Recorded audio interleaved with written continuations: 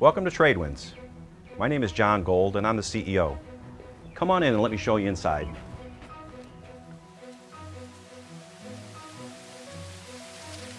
Tradewinds' journey began in the early 1940s with a parent group called the Lake County Association for Crippled Children that provided therapy services for children with disabilities. Those services were provided in various sites that were scattered throughout the local community. In the late 1950s, Ted Dombrowski, a visionary, inspired volunteers from labor, business, and civic groups to band together to build a facility where services could be provided. 19 local trade unions were represented among the hundreds of skilled volunteers. In addition to the dedicated trade unions, 116 companies and over 100 philanthropic organizations united to support the building of Tradewinds. With perpetual gratitude, a plaque that recognizes these efforts was placed within the Tradewinds halls to commemorate the Northwestern Indiana Building and Construction Trades Council, AFL-CIO, with these words: "For all the years that Tradewinds stands, there will be a remembrance of the sacrifice of men, the hope of children, this labor of love." This labor of love was the largest building ever constructed in the United States by volunteer union labor, with materials donated by local businesses and industries. Soon after the building was completed, immediate financial assistance was needed because all funds previously collected were depleted during the construction process. There was no operating capital. At this time, Tom Naw organized a group of 46 friends from both labor and management who responded with financial support to ensure the children would receive the much-needed therapy services to enhance their growth and development. Thus, an organization, Pirates Inc., was born. The Pirates' original charter was signed by 98 distinguished leaders on the 28th day of November in the year of 1966. Among those notorious members included James W. Dye. I'm James Dye.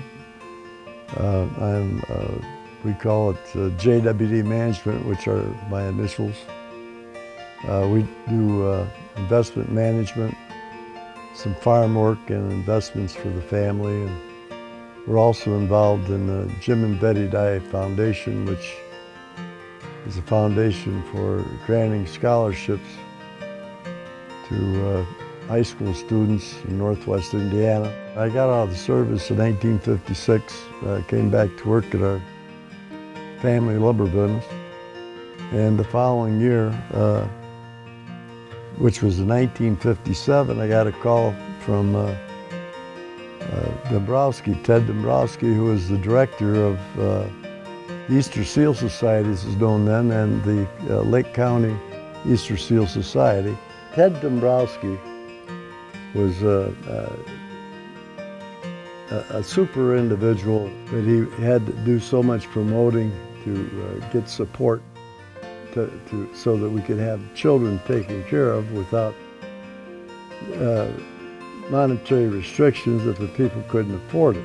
Rich Gardner of Calumet Construction took hold of it and saw that we needed the leadership to coordinate, and he was one of the best known builders in Northwest Indiana, if not the best. And he whipped the unions together and the workers and suppliers, and he got that building put together. Tom Naw, who was quite a flamboyant character of the Dan Runyon era, quite a persuasive personality. He's the one that really is credited with starting the Pirates. And that was like in 1966 or 67, and you can count how many years that's been. It's been 42, 45 years since the Pirates started, and they're still going strong and a great supporter of Tradewinds. Looks like Tradewinds is really going in the right direction now again. We've got a good job to look forward to with our new facility. We've got a real good management team on board. We've got people that are on the directorship and executives that want to steer the ship in the right direction, and I think that we're going to continue to be successful. The leading force of the Pirates did not waver over the years as their membership grew and their commitment to their charter prevailed. In the 1970s, as Tradewinds programs expanded to servicing adults with disabilities, the need for a second wing became evident. Once again, the trade unions answer the call to volunteer and build the structure that houses the production work areas, employment services, and services for adults with vision impairments. Tradewinds grew stronger in the leadership of its board of directors. 4 of these men were later recognized as the inaugural lifetime board members: James W. Dye, Robert Gasser, Dennis Riberty, and Richard W. Gardner. There are a few inspirational leaders that have embraced the mission of Tradewinds and shared their knowledge and resources to fulfill hopes and dreams. Through their inspirational dedication, Tradewinds expanded services focused on improving the quality of life for each child and adult served. My name is Arnie Goff, and I become involved with Tradewinds through my father, who was a superintendent at Inland Steel, and worked with the bricklayers, and the bricklayers and all the rest of tradesmen got together and started working on the building. I started my apprenticeship when I was 13 years old, and I worked as a apprentice bricklayer at that time. And my father got involved with Tradewinds through the union. And the business agent, Bob Petit and Mac Newman, were very instrumental in having the bricklayers come and donate their time. I think the most challenging part was having built a building of that size and magnitude and doing it with free labor and having all the contractors and the unions all join in together in order to build something that was going to be very useful for years and years for the community. I joined the Pirates, and Mary Height, my vice president and controller, was a very big worker at Tradewinds, and I also went to all the meetings with her, and so that's when I joined the Pirates. At that time, you know, Rich Gardner and Dick Hagberg and Vic Hirsch were probably the 3 of the most influential people in the area, and they were behind Tradewinds 100%.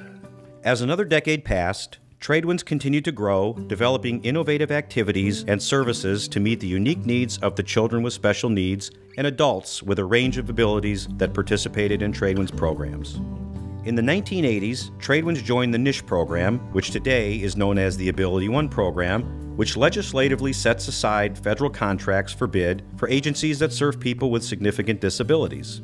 With the goal of expanding job training and work opportunities for adults with varying abilities, Tradewinds developed a textile manufacturing line of business.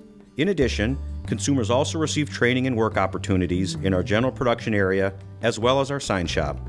The need for a third wing was necessary to provide adequate space for both adult services and the industrial operation. What started as a small sewing operation has now grown to 8 primary contracts that produce hospital duty garments and coveralls for all the military branches, in addition to industrial canvas items for commercial companies. With an average of $2 million of annual sales, Tradewinds Textiles provides training and employment for over 50 adults with disabilities that manufacture over 240,000 garments each year. During the 1980s, Tradewinds Services' first of now 6 8-bed group homes was built. The group home staff provide each resident individualized assistance to develop daily living skills, including housekeeping, cooking, banking, shopping, and accessing recreation activities. Looking back over the years, Tradewinds has touched the lives of many people with disabilities throughout the 7-county area of Lake, Porter, LaPorte, Newton, Jasper, Stark, and Pulaski. Over nearly a half-century, the scope of needs and challenges of the thousands of children and adults who receive services at Tradewinds have varied greatly. Individuals of all abilities have been provided assistance to achieve their goals, and most often, they advance to levels of independence that no longer required Tradewinds services. Hello, my name is Steve Panger. I'm president of the Panger Corporation, a general contractor. As a life member of the Pirates, I was made aware of the extensive programs offered by Tradewinds for people who are blind or visually impaired. As my sight deteriorated, I realized that I would need special training in mobility and activities of daily living. Because of their outstanding reputation, I contacted Tradewinds. The staff first interviewed me to assess my needs and daily activities. They designed a special program just for me. The mobility training consisted of the proper use of a cane and the special techniques when walking with a sighted guide. This training involved going through buildings, up and down stairways, walking through neighborhoods, and learning to cross busy intersections. My experience at Tradewinds greatly improved my quality of life and was instrumental in helping me to maintain my independence. It's important to mention that I needed to be proficient in the use of a cane in order to become a candidate for a seeing eye dog. Okay, come on, Hope, let's go back to work. We have honored our past and now focus on building our future. Over 44 years since our incorporation, Tradewinds Services has transformed the life experience of children and adults with disabilities as we have assisted them to accelerate progress towards achieving their individual goals. Today, Tradewinds stands on the threshold of the next generation of service expansion to serve a greater population of people in need in the county. As you may be aware, the current building housing our services over the past 4 decades has deteriorated and repair estimates exceed the expense of acquiring and retrofitting an existing commercial building. The plan is to relocate to that new facility in the spring of 2013. On behalf of our Board of Directors, I extend our gratitude for your support by attending tonight's gala.